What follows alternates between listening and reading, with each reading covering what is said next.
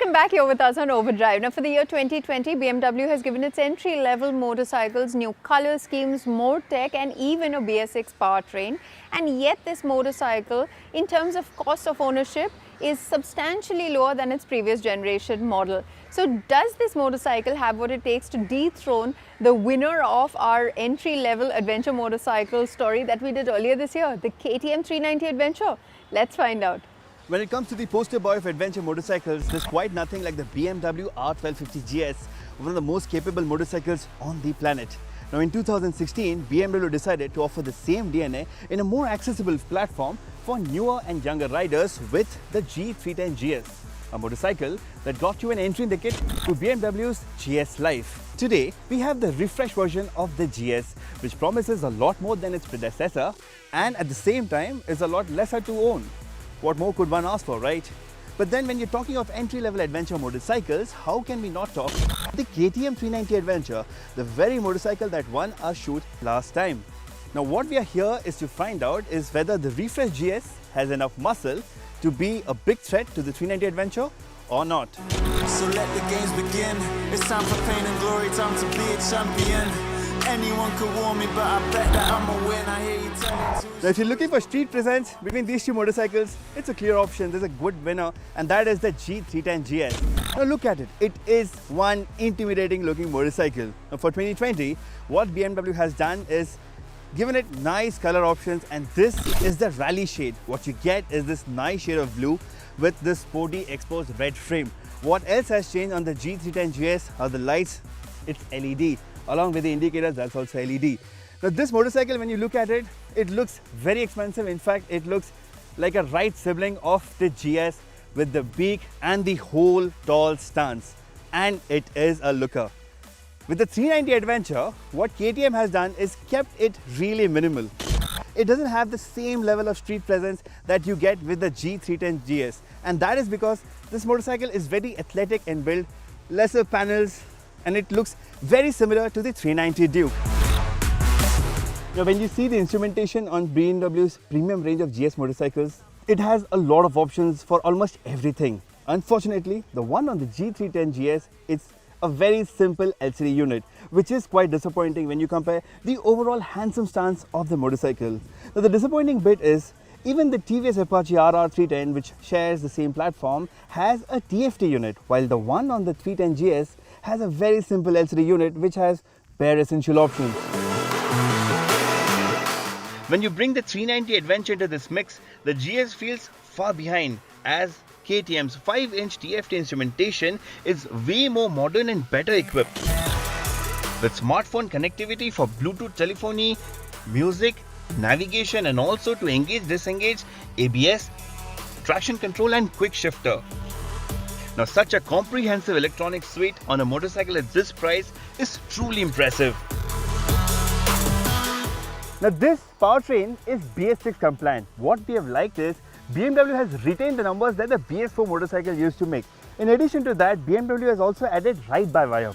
Now what has happened because of that is the throttle response feels more precise and smooth, and you are very much in control compared to its predecessor. Now when you're riding in the city, you realize that the engine is nice and linear. It's not as urgent as what the 390 offers, but at the same time, it's nice, relaxed and smooth. However, the only problem is when you cruise in towards 6000 RPM, that's when you feel that buzz of the engine.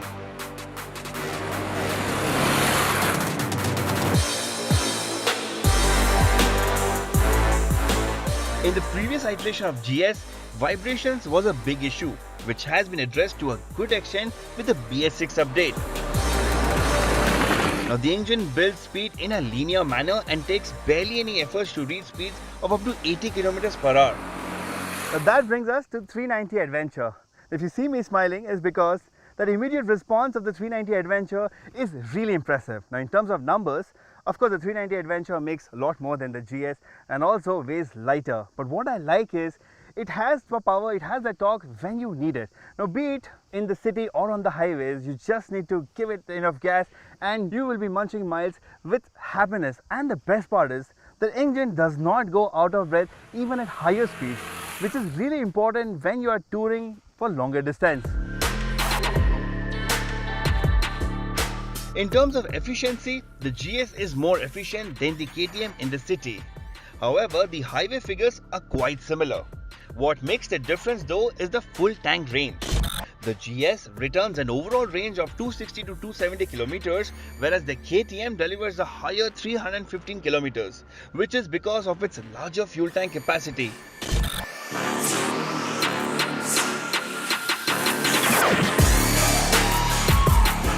When you take both these motorcycles off-road on trails, the GS will show you who's the boss.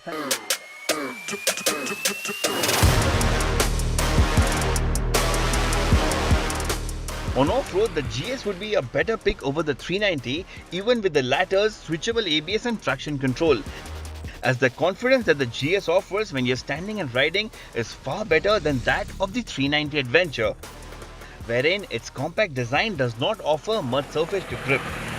That, paired with the slightly tilted foot pegs, become a hindrance to get a firm footing on the motorcycle off the tarmac.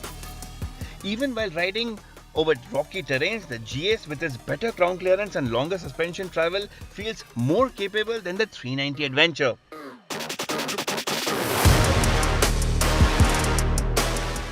In terms of ergonomics, the GS is ideal for long distance touring with its comfortable riding stance, a well-controlled seat that slots the rider properly and also offers enough space for the rider and the pillion. It is also positioned lower than the KTM. The 390 Adventure on the other hand gets flatter seats that tend to be slippery and also not as comfortable as the GS. Now this makes it a tiring affair if you're planning to be on the saddle for long hours. The taller seat height of KTM also makes it a tad difficult for shorter riders as they end up tiptoeing on various occasions. BMW has made the 2020 GS a good 33,000 more affordable than the 390 Adventure. However, for the additional premium, the 390 Adventure offers a lot more equipment along with performance that you won't outgrow for a longer period as compared to the GS. Also, KTM has a far greater reach in terms of network as compared to BMW, offering a better peace of mind in terms of ownership. With the new pricing, the GS has indeed become a sweeter deal only if it had the features and performance to back it up. But then, if you're looking for a premium entry-level off-roader and are okay with its equipment list, the GS surely makes the cut. But before we sign out today, let's wrap up all the motoring news from this week. The biggest news comes in from ride-hailing company Ola, who will be investing 2,500 crore rupees to set up the world's largest scooter factory in Tamil Nadu. This factory will have an annual capacity of 2 million units and will cater to local and global demands. It will in turn help create around 10,000 jobs. Bookings have opened for the plug-in hybrid variant of the Land Rover Defender. The Defender P400e offers a combined output of 404 PS and 640 Nm, which makes it the most powerful Defender to be sold in India. And Maruti Suzuki is contemplating reintroducing diesel powertrains in the country by next year. This would either be the 1.5-litre diesel engine or a higher capacity motor. Well, that's it then from us on this week's edition of Overdrive. But remember, do stay in touch with us through Facebook, Twitter as well as YouTube, and follow our latest updates on Instagram as well. Do join us next week for our year-end special show because we have some really powerful sports cars taking us to a very special destination. We'll see you next week then.